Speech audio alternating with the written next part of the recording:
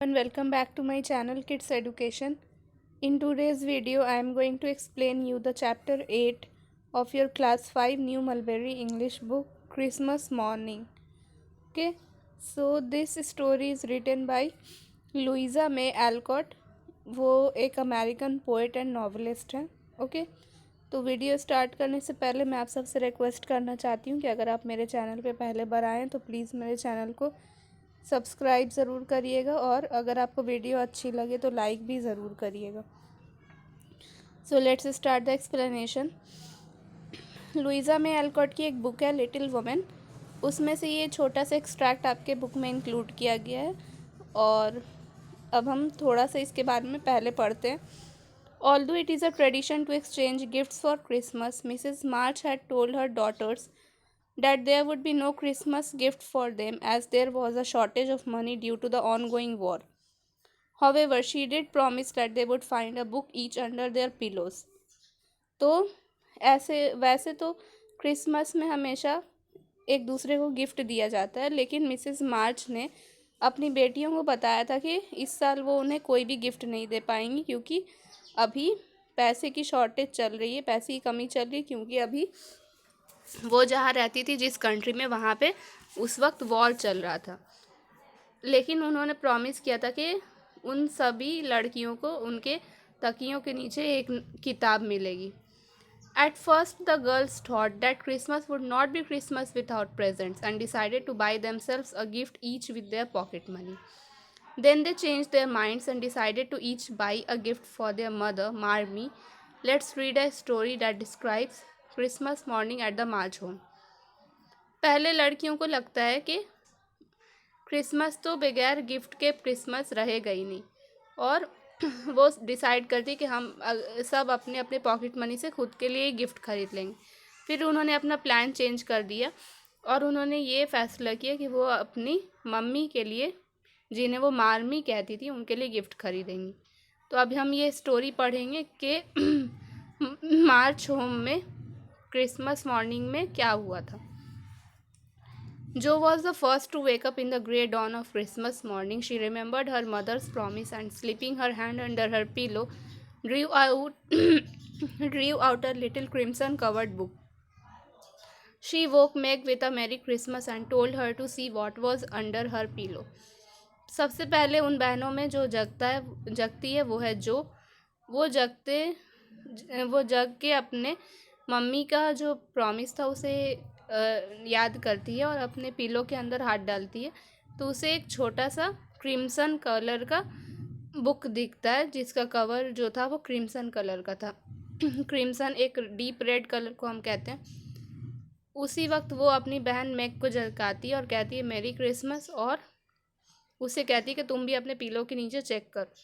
There was a green book with the same picture inside and a few words written by their mother, which made their one present very precious in their eyes.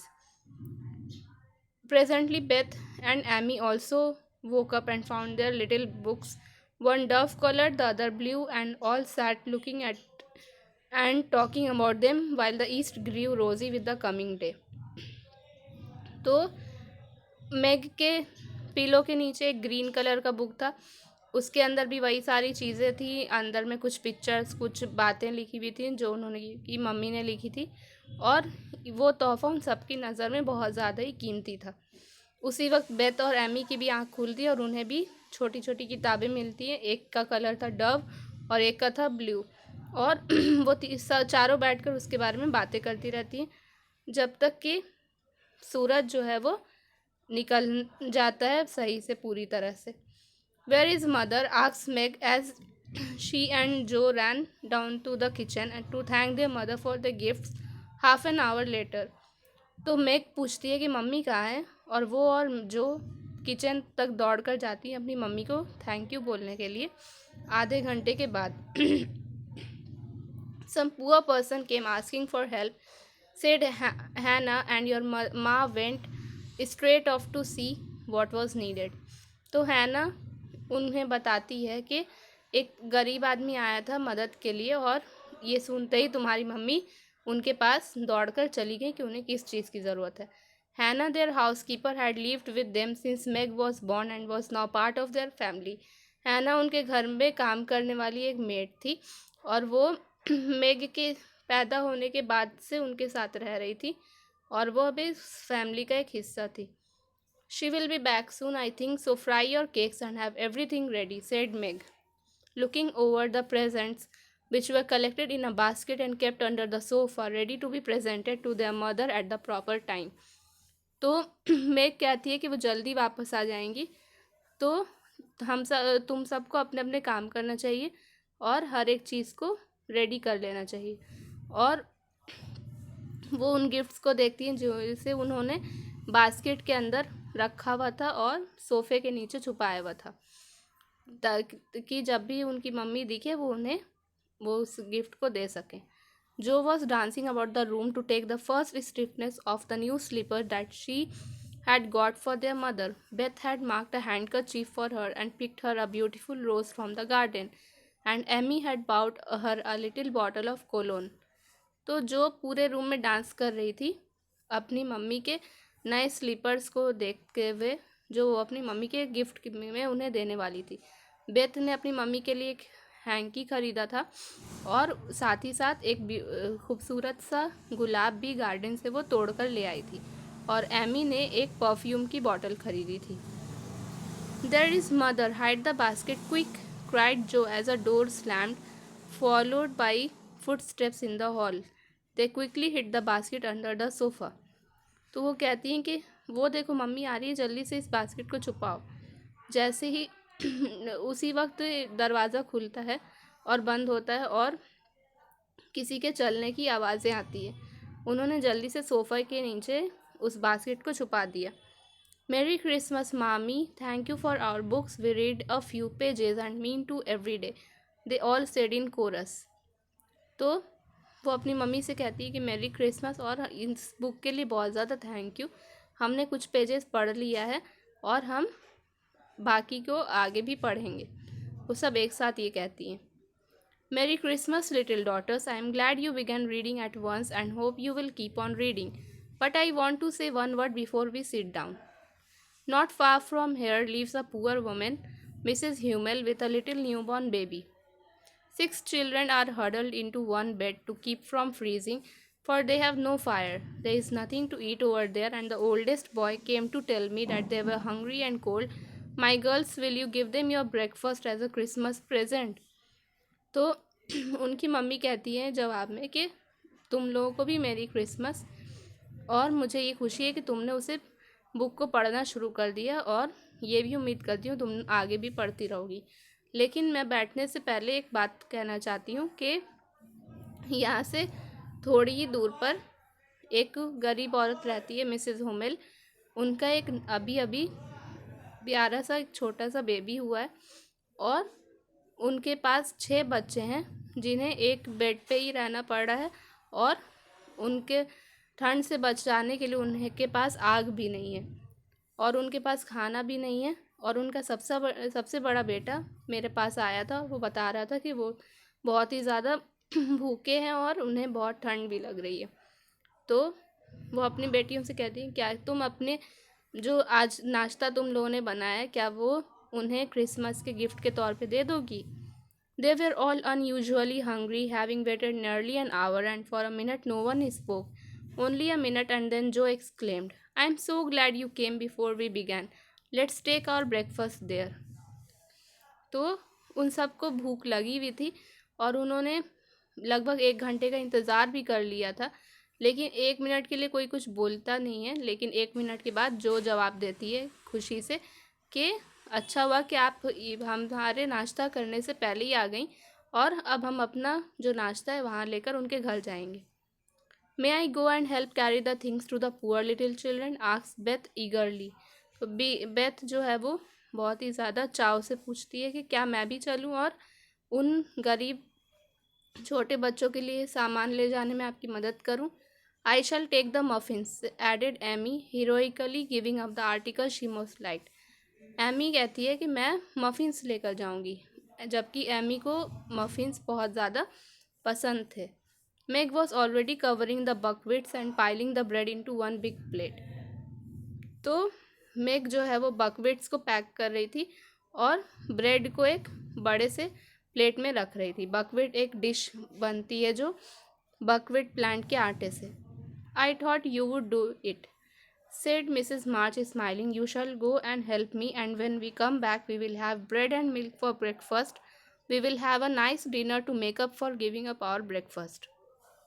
तो Mrs मार्च मुस्कुराते हुए कहती हैं कि मुझे पता था कि तुम लोग यही करोगी, और चलो तुम सबको मेरे साथ चलना होगा और मेरी मदद करनी होगी, और जब हम वापस आएंगे तो हम ब्रेड और मिल्क खाएंगे नाश्ते में। और क्योंकि हमने अपना नाश्ता तो उन्हें दे दिया, इसलिए हम एक अच्छा सा डिनर अब तैयार करेंगे। They were soon ready and the procession set out. Walking through narrow street, they reached the bare room in which the Hummel family lived. It had broken windows, no fire, ragged bedclothes, a sick mother, a wailing baby, and a group of pale, hungry children cuddled under one old quilt trying to keep warm. तो वो सब तुरंत ही ready हो गए और उनका जो वो सब सारे लोग मिलके एक साथ बाहर निकलते हैं। पतले पतले गलियों से होते हुए वो एक घर में पहुंचते हैं जिसमें हुमेल फैमिली रहते थे।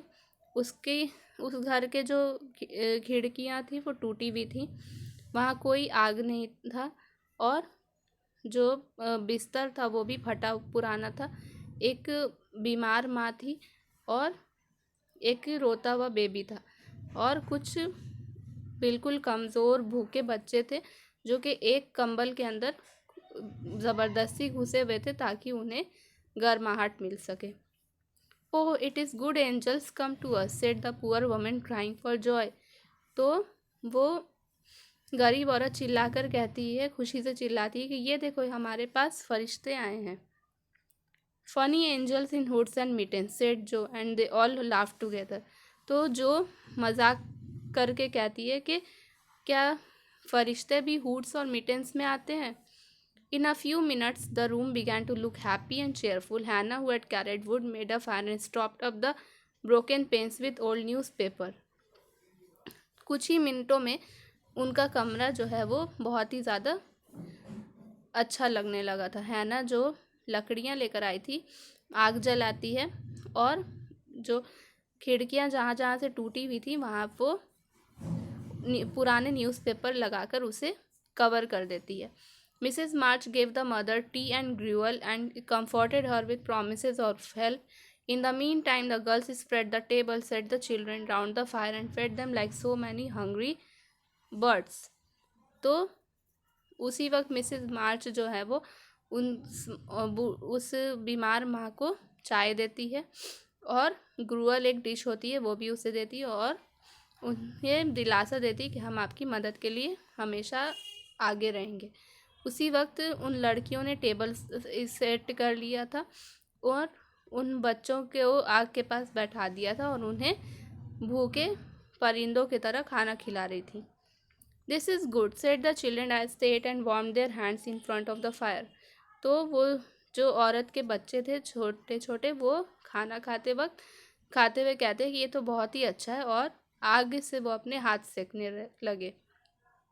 That was a very happy breakfast for the March sisters, though they didn't get any of it.